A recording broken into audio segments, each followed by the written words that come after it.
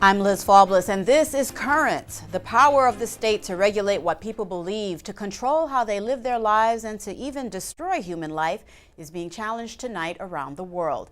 In the U.S., the sanctity of life, including the unborn, is at the center of the argument over the so-called HHS mandate, where the government demands drugs to kill the unborn. Abortion-causing drugs must be provided no matter what one believes. Cardinal Dolan, New York's Archbishop and president of the U.S. Bishops' Conference, says the assault on religious liberty is unacceptable. He prays the White House backs away from the looming battle. This is a fight we don't want. We're not fighters by nature. I hope we're brave, but we don't like to be fighters. And darn it, we just want to do what we do rather well, namely to heal the sick, to teach those who need instructing, and to serve those who are poor. And we don't want we want to do that well, and we want to do that freely, completely consonant with our deepest held moral convictions. Right now, Cardinal Dolan and his brother bishops are poring over a new 80-page proposal from the Obama government intended to defuse the mandate time bomb, hoping to find something worthwhile. But other leaders are already warning it's a failure. Deeply troubling to Brian Walsh, a legal expert at a top Washington institute, is his conclusion that the administration still believes it has the power to redefine American religious freedom. And New Jersey Congressman Chris Smith charges that with the new plan, the government is seriously violating the religious freedom of all Americans. At the Vatican, the Pope is voicing strong support for a citizen crusade now growing in Europe against the state's power to slaughter babies in the womb. Demanding the European Union recognize the unborn as humans, the campaign is called the Movement for Life. Saluto il Movimento per la Vita ed auguro successo all'iniziativa denominata Uno di Noi. Grazie. Affinché l'Europa sia sempre un luogo dove ogni essere umano sia tutelato nella sua dignità. The goal of the movement is to gather enough support across the continent to bring an end to abortion. This is violence, because in fact it is a violence to destroy human life, even very small, even as an embryo. In US there is a number of campaigns in order to defund Planned Parenthood. So we are in some extent trying to do the same. We ask the EU to stop funding Planned Parenthood and similar organizations. Now today, the initiative is strongest in Spain and Italy and growing elsewhere with support from local politicians, church leaders, and ordinary citizens. In France, on the streets of Paris, protesters are demonstrating their opposition to the government as it attempts to regulate and control how people live. The National Assembly has taken the first step to legalize same-sex marriage and homosexual adoption in the country. This latest protest, on the heels of the March of a Million 3 weeks ago, is focusing on the damage done to the children. We want children to be protected and for them to have the right to grow up with one mother and one father, because this is the stability of a child, and that's why we're here today. We want to say no to this project that French people do not accept. The Assembly will hold a final vote next week. In Texas, meantime, at the national headquarters of the Boy Scouts, a vote is expected today or tomorrow, changing policy now more than 100 years old and allowing homosexual leaders and scouts. Under pressure from the government and some donors, the executive board is in the middle of a 3-day meeting just outside Dallas. Texas Governor Rick Perry says the anticipated action is a mistake. Scouting is about teaching a substantial amount of life lessons. Sexuality is not one of them. It never has been. It doesn't need to be. Most Christian church leaders also oppose the Scouts' plan.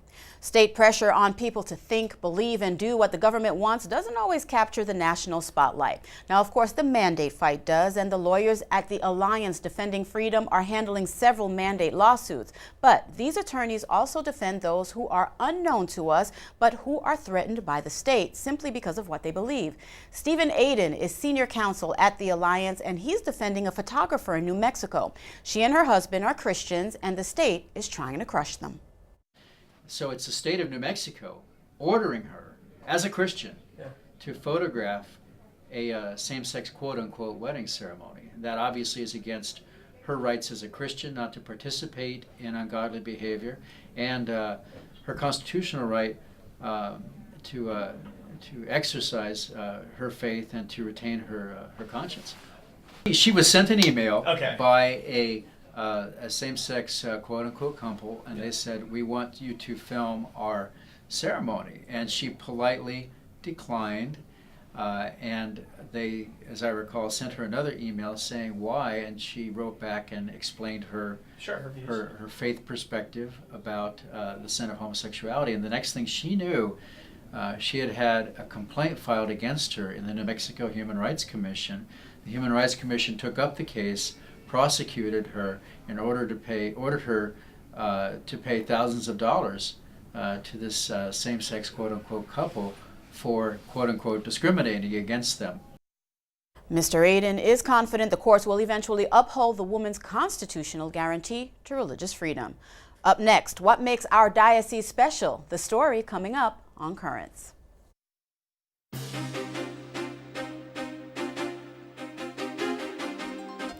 Welcome back. Tonight, hope in Syria. The Bishop of Aleppo is expressing the hope, saying he believes the new patriarch of the Chaldean Catholic Church could help Syria based on experience. The patriarch's previous assignment was as Archbishop in Iraq, where he was known as a leader who could foster reconciliation and bring about peace. Yesterday, the patriarch and his brother bishops met with Pope Benedict shortly after the new leader was chosen. Each had the opportunity to speak with the Holy Father. The patriarch asked for prayers. Abbiamo bisogno della sua preghiera perché è un tempo molto difficile per me e mi sento un po' male con tutto questo rosso, questo mondo. Noi siamo tutti con lei nella preghiera, un muro forte. We need your prayer and your blessing for all Iran, especially for my diocese. Grazie per tutto quello che lei fa per la Siria, Santità. Purtroppo non possiamo fare molto, ma facciamo il possibile. Soprattutto nella sua visita al Libano, lei ha parlato della Siria, della pace e della riconciliazione. Speriamo moltissimo. Grazie per tutto. The Bishop of Aleppo says the patriarch could save lives in Syria, where the bishop adds the situation is very bad.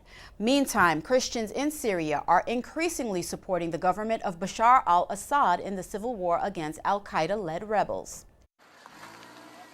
A checkpoint in the predominantly Christian town Sednaya, but this isn't a government outpost. It's manned by a local Christian militia loyal to the Assad regime. None of the men would speak to us on camera, afraid they'll become targets for the opposition. The militia has several checkpoints throughout the town of Sednaya, but they also have several hundred men under arms who patrol the streets here to make sure that no militants infiltrate this fairly safe area.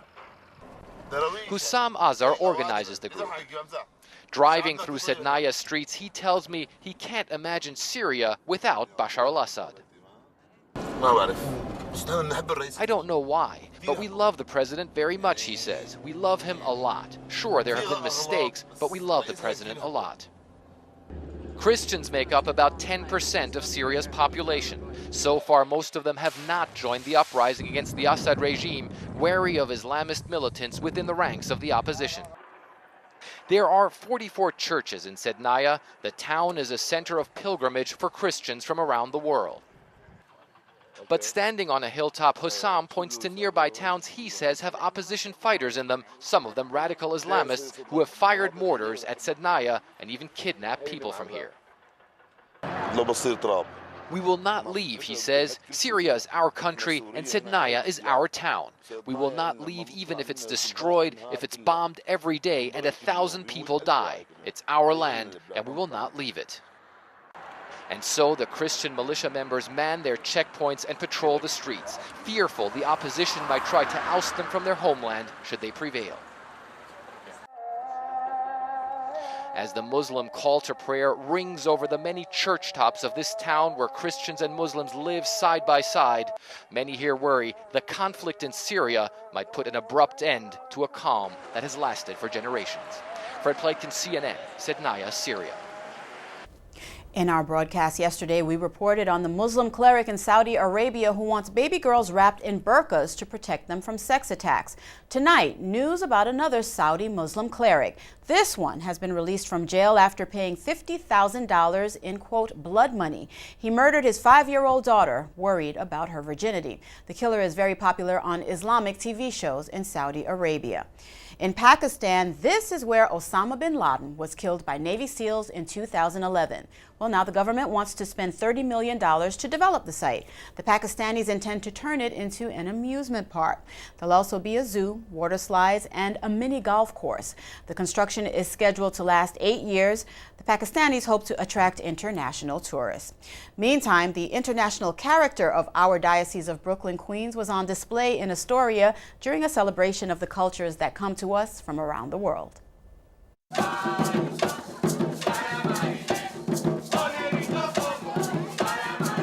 We're at Immaculate Conception School in Astoria, and we're having a multicultural evening to celebrate festivals from around the world. My mom's from Mexico and my dad's from Ecuador. My mom is Italian and Canadian, and my dad is Dominican. We're teaching kids how to make lanterns for a Vietnam festival called Chung Thu. We do it for Catholic Schools Week just to show we have such a diverse population of students, and we want to celebrate from all over for them. We represent the cultures from Vietnam, from India, from Turkey, from Russia, from the Ukraine. There's so many countries our children come from, and we're here to celebrate them and all the festivals in those countries.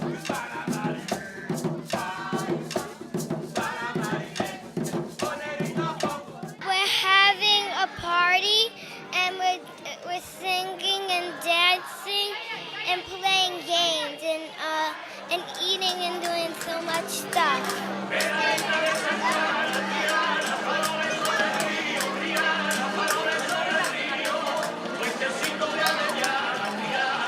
Dancing, singing, we have food from around the world to celebrate. We have arts and crafts from different countries. It's just a sense of family for the school, a sense of family for the community, great cultural event, people seeing each other's cultures and coming together. We come from a diverse community, and there's a lot of different people within the Immaculate Conception community and in the area in Astoria. There's a lot of different cultures. It's just building a sense of community and caring about each other's families. And I think that's what makes Immaculate Conception special among the schools in the neighborhood. We hope that everybody will realize that even though we come from different cultures, that we're all united together in our faith, in our celebrations, and in our everyday life. We're all one.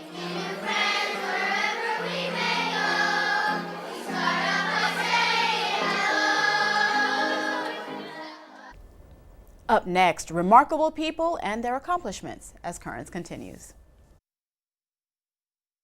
And tonight, an update on the Catholic hospital in Colorado that argued an unborn child is not a person. Lawyers for St. Thomas More Hospital made the claim while defending the institution in a wrongful death suit involving a mother and her 2 unborn children. Now the hospital is saying it was morally wrong to make that argument in its defense and will stop doing so as the case moves to the state's Supreme Court. The 3 bishops of Colorado became involved in the matter immediately after learning of the hospital's claim. And from her hospital bed in England, Malala Yousafzai is describing 2 major surgeries as not big operations. The teenager gunned down by Taliban terrorists trying to stop her campaign to educate girls in Pakistan had a plate inserted in her skull and a device implanted to restore her hearing. Well, just a day later, she spoke with one of her doctors. I'm feeling all right, and I'm happy that both the operations are successful. And you know, it was that kind of successful that now they have removed everything from me, and I can also walk a little bit. I can talk, and I'm feeling better. And it doesn't seem that I had a very big operation. My mission is the same, to help people. One of Malala's surgeons reflected on her patient's battle with terrorists. It does seem incredibly unjust that as a woman in Britain I can be a consultant neurosurgeon, whereas a woman in Malala's situation would struggle to achieve the same job. Malala's doctors are amazed at the progress of her recovery and by the youngsters' attitude. Again and again, they use just one word to describe Malala: remarkable. Well, remarkable achievements at a remarkable institution were the focus of a weekend ceremony in Queens. 6 leaders were inducted into the Hall of Fame of Cathedral Prep, the high school seminary that helps produce our priests. The marvelous evening began with Mass.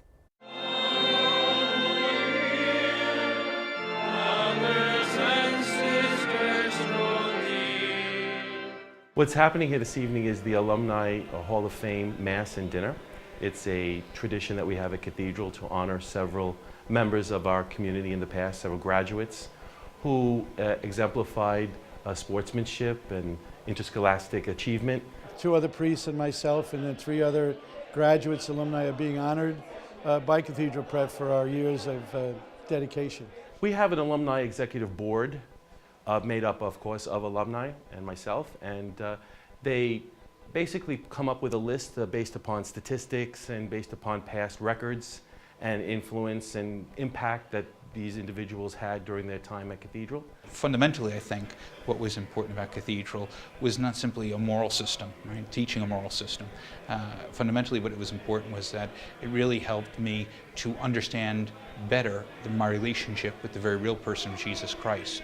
Ultimately, what Cathedral taught me is that my faith is primarily about a relationship with a person, the person of Jesus Christ. My time at Cathedral was a very happy time. Your teenage years are difficult years, and they were for me as well. But what I really enjoyed was the competitive element, going up against other schools and excelling. And in fact, many of the friendships, the closest friendships I made when I was in high school. My time at Cathedral Prep has helped me, first of all, to become a priest. I mean, when I was there, I wanted to become a priest since I was 11, so I entered in high school there with that intention, very strong intention. That was my personal experience. And of course, the example of the priests that were there, the education that I received, and the prayer that was so central to my time there really helped me to become a priest. We are proud to welcome back tonight a member of the Cathedral family, Monsignor Marty Geraghty, class of 1958.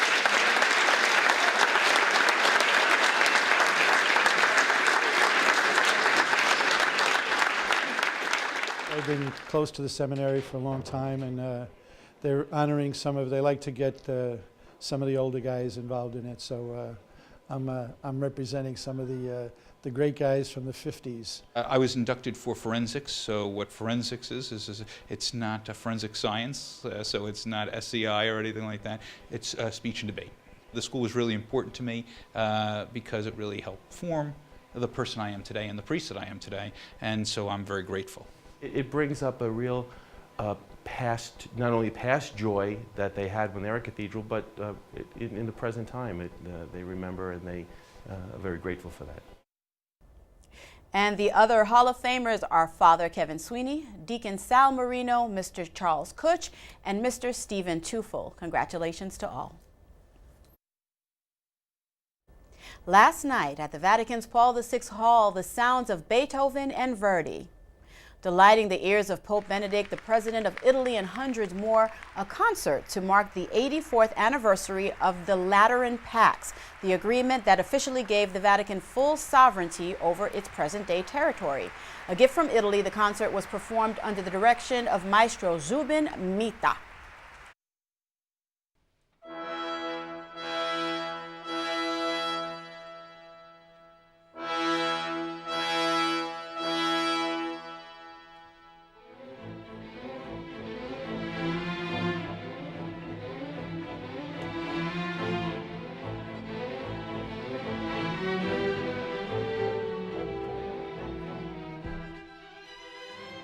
Finally tonight, the Pope's trip to World Youth Day is still months away, but as we learn now, the gathering of the youth of the world with the Holy Father is already producing positive results.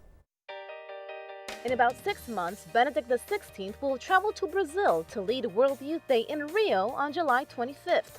Organizers say many youths, perhaps even millions, are expected. One important thing that happened is that many young people that was like out of church, they had already came back. So this is a fantastic thing that is going on in Brazil. The registration period is still open. Organizers say at this point they're expecting more people than World Youth Day in Madrid, where about 1.5 million people attended.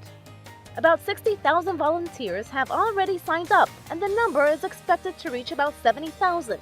Since September of 2011, when the World Youth Day Cross began its international journey, about 4 million young Brazilians have prayed before it. In questo momento la croce. Right now, the Youth Cross is traveling all over Brazil, really through all its dioceses, as a way to invite young people to Rio de Janeiro. There's also a monthly vigil in the city to pray for World Youth Day. We have many other big venues that are coming, as the World Cup of soccer and the Olympic Games. So the World Youth Day opens these big events. And now I think we have all the cooperation we need. At this point, organizers say they have about 200,000 sites to accommodate and house some of those pilgrims. Since registration is still open, they expect those numbers to increase even more before the big day. And thank you for joining us tonight. We leave you with more of last night's concert for the Pope. For all of us here at Currents, I'm Liz Faublas. Have a good night.